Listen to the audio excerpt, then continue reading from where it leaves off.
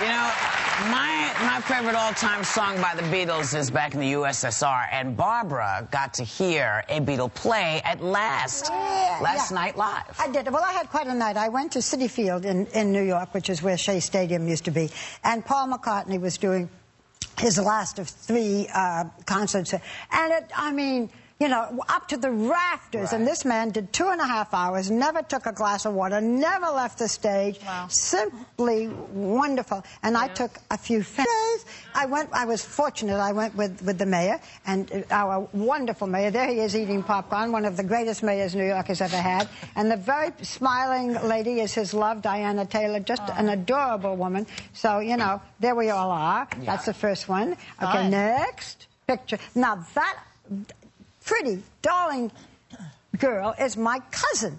She also happens to be Paul McCartney's girlfriend.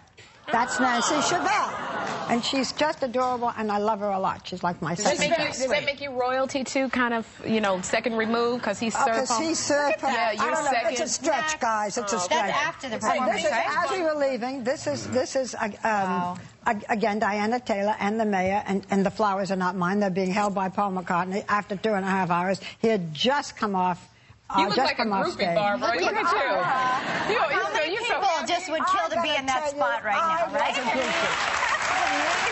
I was a groupie.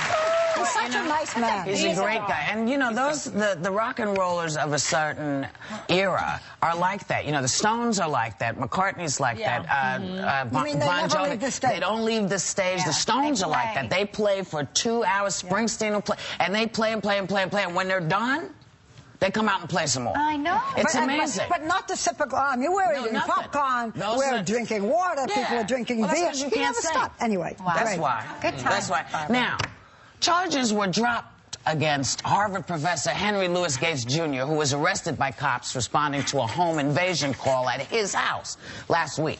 Now, his door was stuck, and he had to force his way in. But after he showed his Harvard ID, and the officers still weren't satisfied, and he got a little pissed.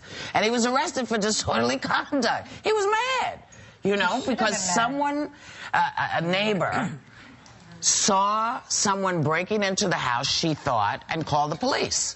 You know, now people which is a good neighbor. If someone sees that happening, that's good. You want folks to do that, but you also want to know that your neighbors at least have a clue to what you look like. At 12:40 and at 12:44 in the afternoon. It wasn't like it was at nighttime. It was 12:44. But still, you want somebody to do that. But the idea is, the question really is, would it have happened had he been a white guy? That's what the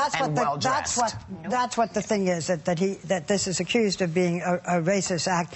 The police department is embarrassed. The city of Cambridge said this incident should not be viewed as one that demeans the character and reputation of Professor Gates or the character of the Cambridge Police Department. This is an enormously distinguished man, a lovely man, a great scholar, but it shouldn't matter. Now, he says, the officer says, Gates continued to yell at me, accusing me of racial bias, and continued to tell me I had not heard the last of it.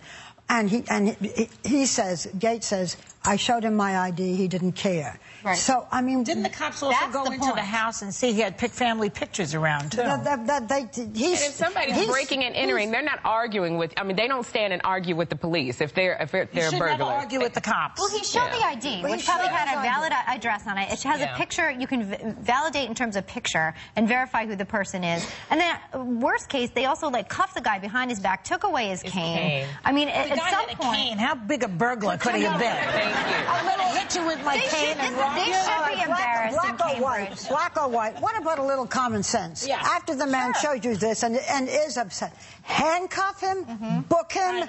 But they've had incidents like this before, because in 2004, S. Allen Counter, who's a black Harvard professor, he's a neuroscience professor at Harvard, he was stopped because they thought he was a robbery suspect, and they were going to arrest him as well. Was he driving while black? He was driving while, and he crossed, and they wanted him to show the ID, and they thought he was a robbery suspect. Really it's a terrible situation in this country. And it's hard because you're glad that the lady was astute enough to call the police, because nobody wants to come home and find that their house got broken into.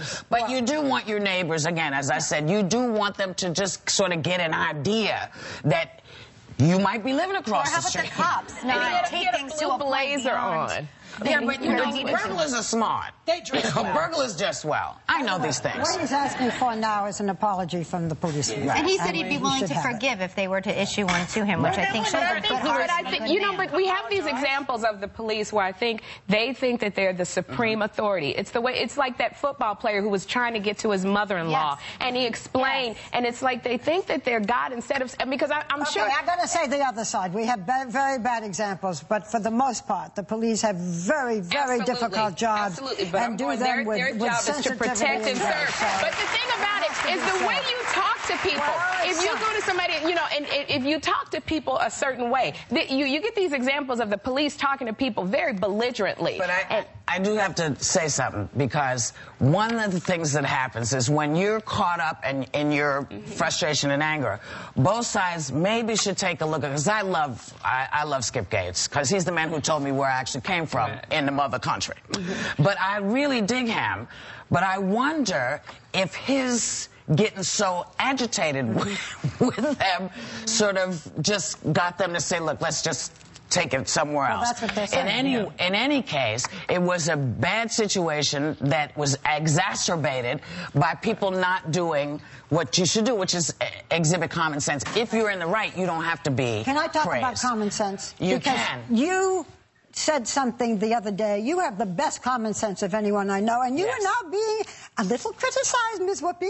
Well, I'm being very criticized. People who were watching The View yesterday have been, some folks, not everybody, was saying, oh, she doesn't believe men landed on the moon. That's not what I said. I said I liked Capricorn 1, which is a great movie that lends itself to a lot of questions about the moon landing and how much I love conspiracy theories. Hello? And science fiction. And science fiction. Hello? You said you know that they I said it, and Charlie said it while we were sitting here, and you very wonderfully jumped to my defense. And I thought, oh, well, he just didn't hear the whole thing. But apparently a lot of people didn't hear it. And yes, I do believe that the moon landing happened. Thanks for clearing that up, Whoopi, for those who couldn't But I should tell you, I also believe in the Loch Ness Monster.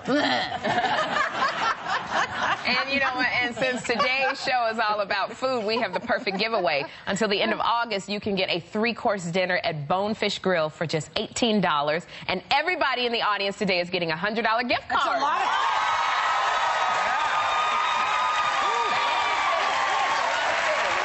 And when we come back, Tyler Florence is going to teach me how to cook my ultimate meal.